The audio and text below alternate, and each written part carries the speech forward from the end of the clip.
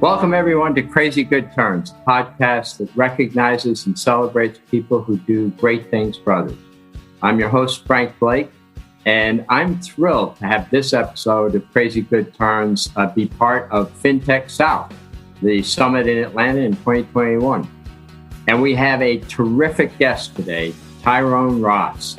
Tyrone is a financial consultant, a CEO, a well-respected expert on cryptocurrencies.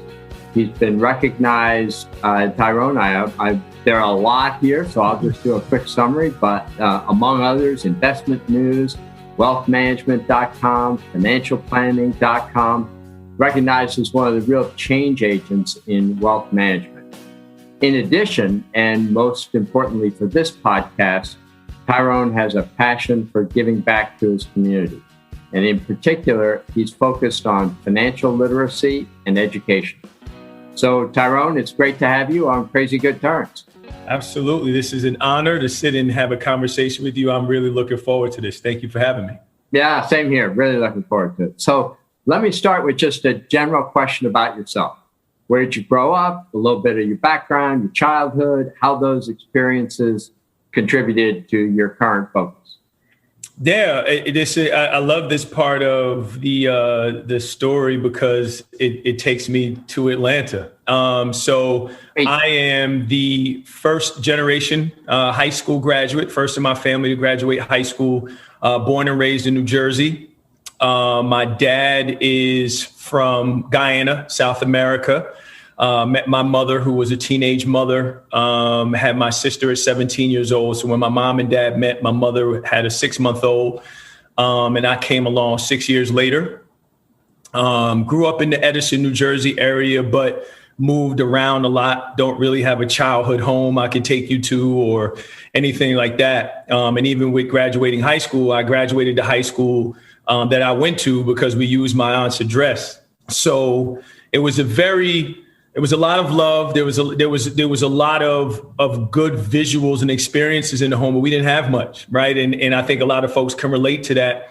And one of the things that my mother had always impressed upon me was gratitude, right? We don't have much to give you, but when you leave the house, you can spend thank yous, right? So it was always about saying thank you because she knew other people were going to have to feed us. She knew other people were going to have to clothe us. She knew other people were going to have to pour into us for us to get to this point. So she would always say, you better say thank you. I'm going to check to see if you did.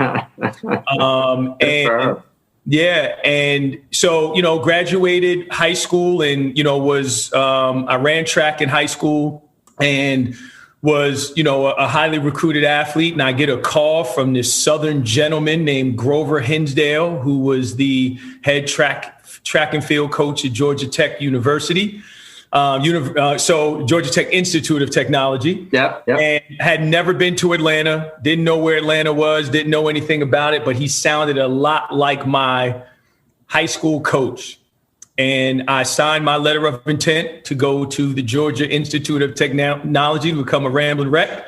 And as I got to Georgia Tech, I realized right away I was in over my head.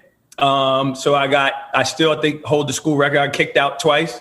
But the cool thing is now I have an endowment at Georgia Tech, which is pretty cool. So that begins a journey for me that is very nuanced and long, but it goes back to first generation high school graduate is supposed to get kicked out of college. I didn't know anything about it, didn't know anyone that went. But when I got there, I also was exposed to the South. I grew up in the North and everything that was different there. I had red velvet cake for the first time, changed my life.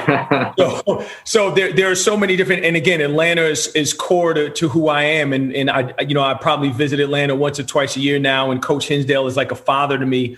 If it wasn't for that experience at Georgia Tech, I wouldn't be where I am right now. So again, there's been a lot of up and downs. My life has been hard. I kind of got it going downhill now, but it's been this struggle. But, again, I call it being born with a PhD, poor, hungry, and driven, right? So I was born with that. And that's one thing that I lean on, right? I'm never going to be the smartest.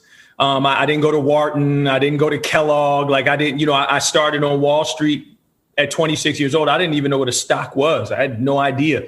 So that memory of seeing my dad struggle, right? Not really being able to read and write, but man, being such a hard worker. My mother being so diligent and committed to raising a family that was always grateful, whether the lights were on or off, whether we had hot water, whether the car got repossessed.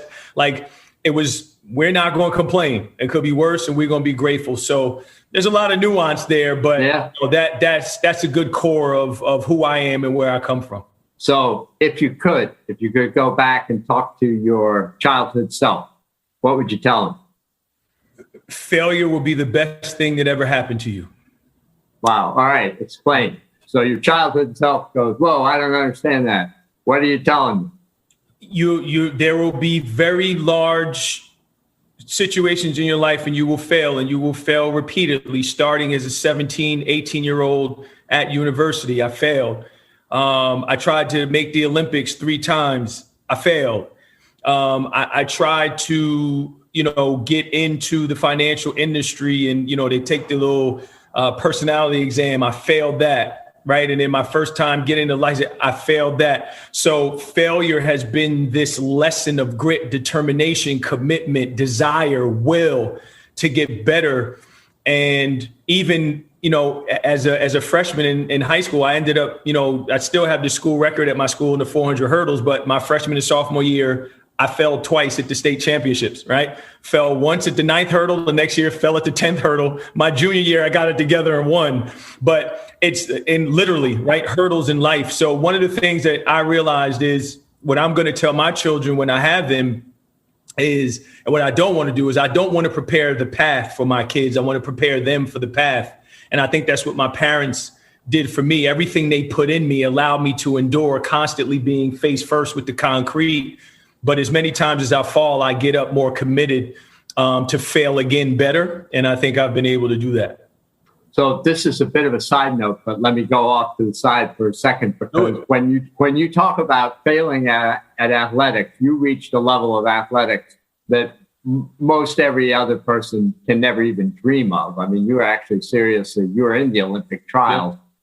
Yeah. What did you learn from that intense, competitive, athletic side of you that's carried over on the financial side? One is being in supreme health is an incredible advantage. I've still trained every day. I still train like I'm going to the Olympics. That'll never change. But that diligence, right? There's a book that's here off to my right. In that book, I have every workout I've ever done for the last 20 years. Every single day, haven't missed a day. For 20 years, I have every workout, no matter where I am, no matter what I've done, 20 years, every day, haven't missed a day. So that type of commitment and diligence, right? And again, I think there's a difference between work ethic and hard work. Hard work just means you're going to be tired. Work ethic means that there's processes that you put behind your hard work that are repeatable, that are scalable, that represents you at all times.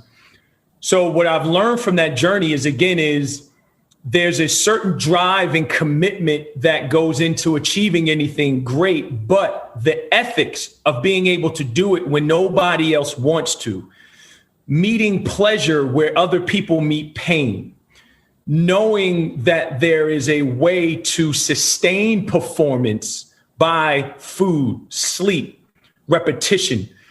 Those things, when you take those into business, it is such an advantage because people don't eat well. They like to party, they drink, they do all those things where if I have 10 pitch meetings and in every meeting I'm on fire, literally lit the first to the 10th, that's an advantage. I'm never going to turn off. The desire to do one more, right? I have a company that I started called 401, and that literally is from my high school coach. But he was like, everyone to the meet today is coming to run 400. You're going to run 401. And I kind of took that with me in life. I'm going to do one more, right? That's fantastic. Do one more. That is fantastic. Let's talk for a second on so you start in finance, actually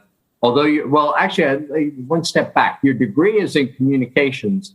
Yeah. How do you go from there to finance? What's that bridge? Well, what's funny is prior to literally walking on Wall Street, had never taken any type of business, accounting, nothing. No, I avoided it like the plague. I didn't know anything about it.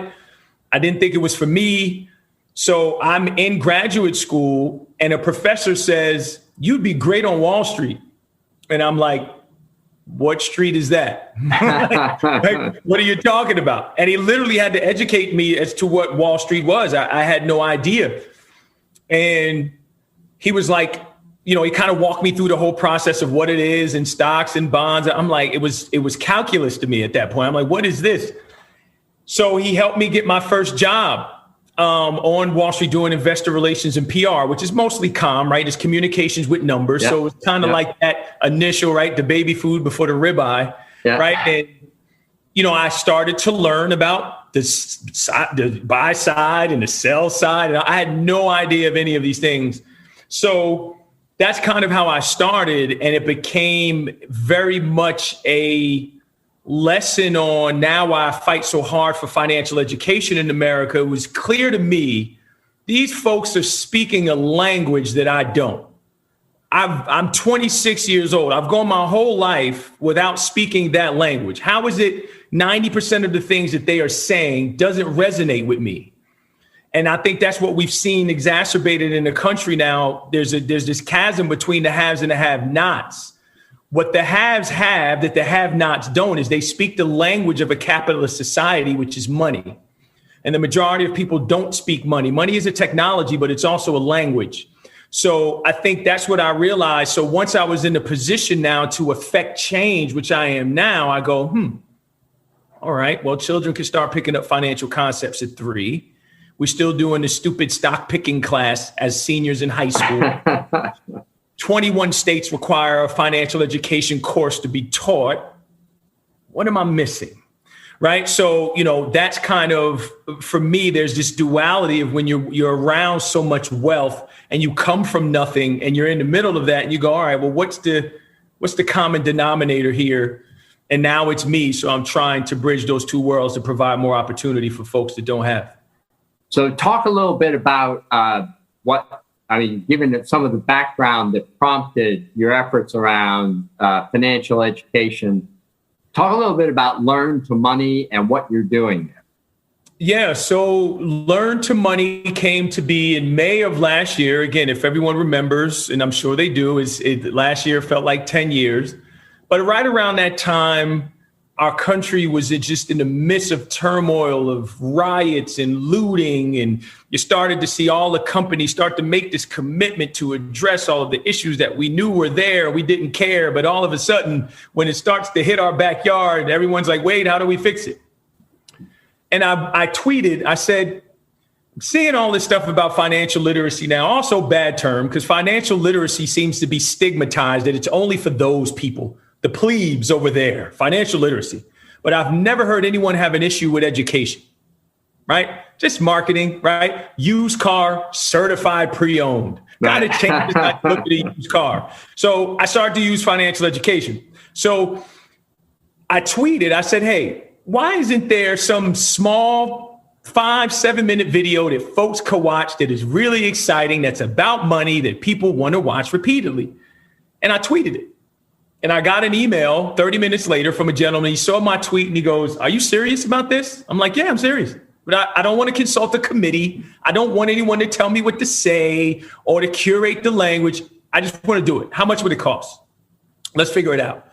And he got back to me. Him and his partner got back to me. And a couple of weeks later, we were shooting the trailer in Newark, New Jersey. And we shot, 4 hours of stuff and we put it out and it went nuts. And the goal of Learn to Money was just simply me on camera speaking about any topic, and you understand every word that is coming out of my mouth. Nothing you have to Google or Investopedia or whatever, but the goal is to get it into schools. Should be in every school in America. And we put it out. We wanted to do another one, like a true pilot.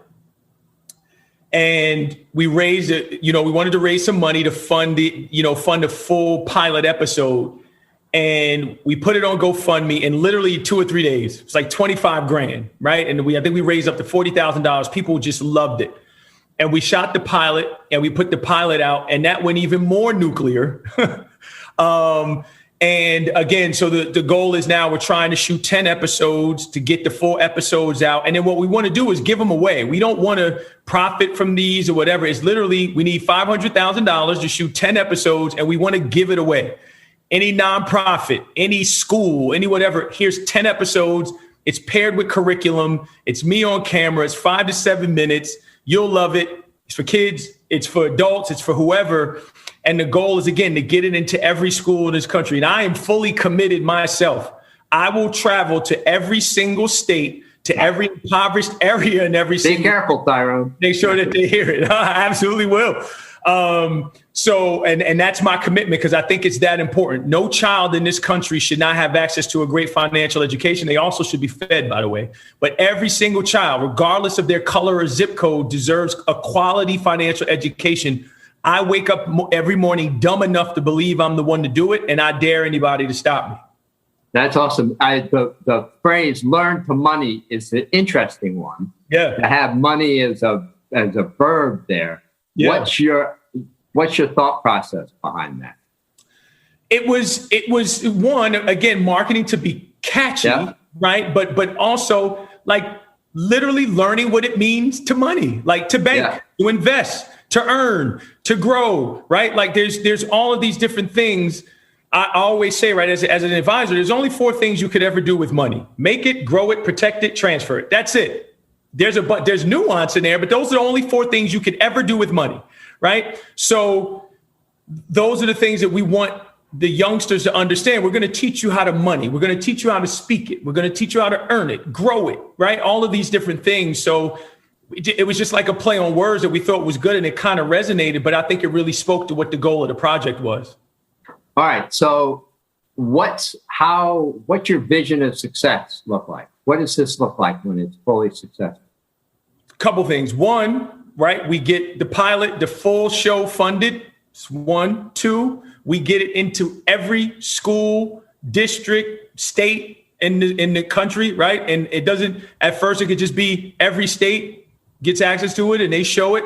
And then lastly, I'm sitting in front of Congress and saying, hey, why don't you guys require that every single state make financial education pre-K through 12 and then, on from there. So that's my personal goals, 3-pronged, where we like to see. But the goal is just to get them done and to get them out because we want to give it away.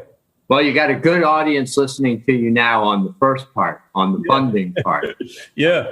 What difference do you think it would have made to you as a kid growing up in New Jersey? I mean, to watch my parents struggle, not knowing, they raised us in a home without a bank account, right, for a while.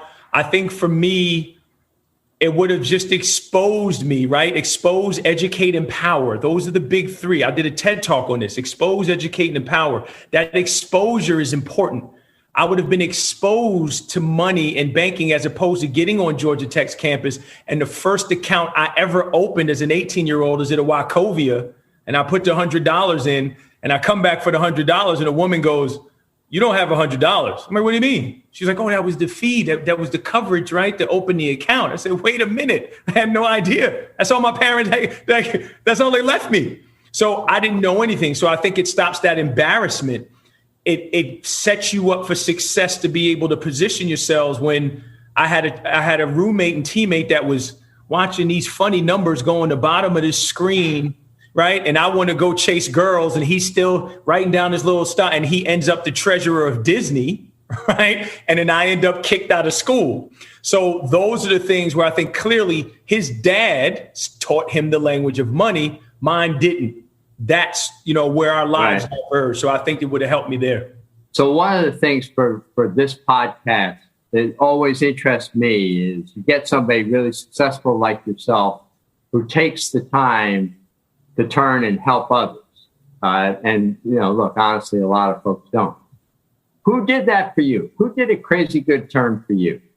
Man, there's so many different people that I can go through. Coach Hinsdale at Georgia Tech, but I'll tell a really cool story really quickly.